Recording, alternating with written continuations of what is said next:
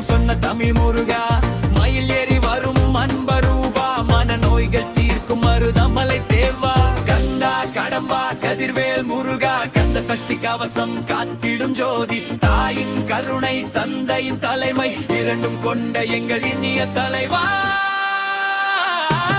வெற்றி